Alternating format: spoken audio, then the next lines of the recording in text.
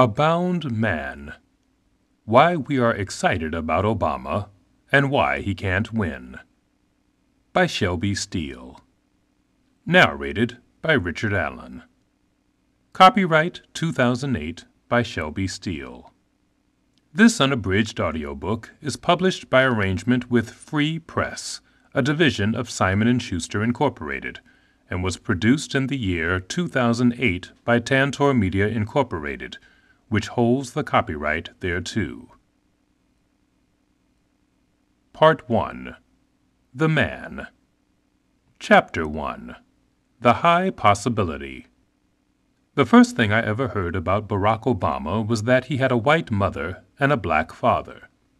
Interestingly, the person who informed me of this spoke only matter-of-factly, with no hint of the gossip's wicked delight.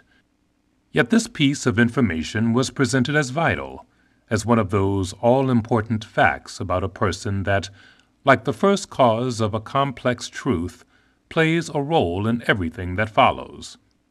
Apparently, it is Barack Obama's fate to have notice of his racial pedigree precede even the mention of his politics, as if the pedigree inevitably explains the politics. And I suspect that some people would feel a bit defrauded were they to hear his political ideas and only later learn that he was racially mixed. Of course, I am rather sensitive to all this because I, too, was born to a white mother and a black father, though I did not fully absorb this fact, which would have been so obvious to the outside world, until I was old enough to notice the world's fascination, if not obsession, with it. To this day, it is all but impossible for me to actually stop and think of my parents as white and black, or to think of myself, therefore, as half and half. This is the dumb mathematics of thinking by race. Dumb, because race is used here as a kind of bullying truth that pushes aside actual human experience. So I never know what people really want to know when they ask me what it is like to be, and here come the math words, biracial, or multiracial, or multicultural. The self as the answer to an addition problem. But as best as I can surmise, what people really want to know is what it is like to have no race to go home to at night. We commonly think of race as a kind of home, a place where they have to take you in. And it seems the very stuff of alienation to live without solid footing in such a home. If this alienation is not nearly as dramatic as the old tragic mulatto stories would suggest, it nevertheless does exist. How could it not in a society like America, where race once meant the difference between slavery and freedom? Racist societies enforce the idea of race as home by making race an inescapable fate.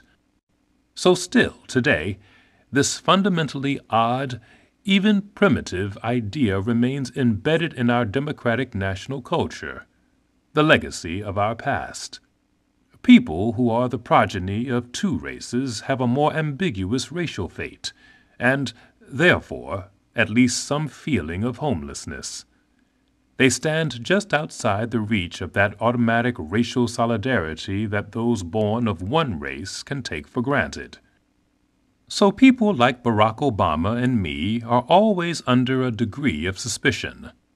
The one-drop rule formulated in the days of slavery, one drop of black blood makes you black, consigns us to the black race, happily so for me and, I would imagine, for Obama as well.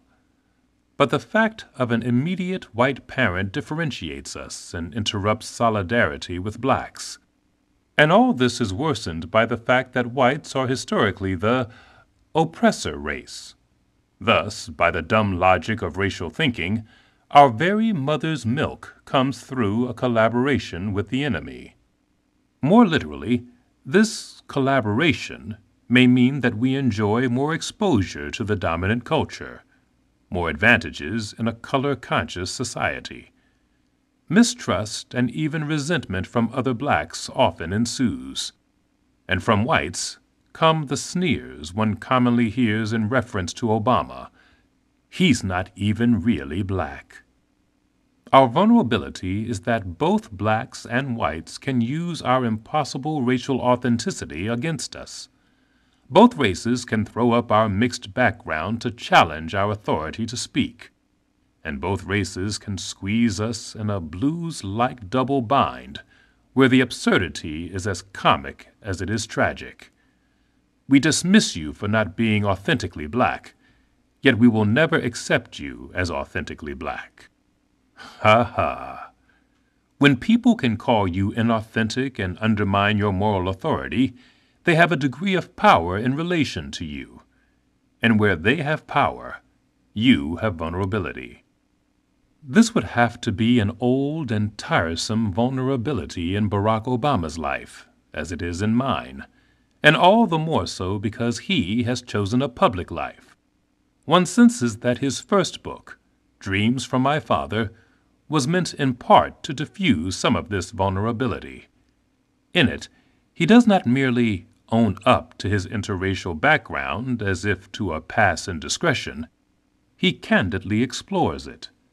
He practices that brave and aggressive self-disclosure that disarms by taking away the gossip's ability to surprise. It is harder to deploy a man's vulnerability against him when he publishes it in a book. Still, I glimpsed some of the weariness he must feel at having this vulnerability regularly probed in a 60 Minutes interview that aired near the launching of his presidential campaign.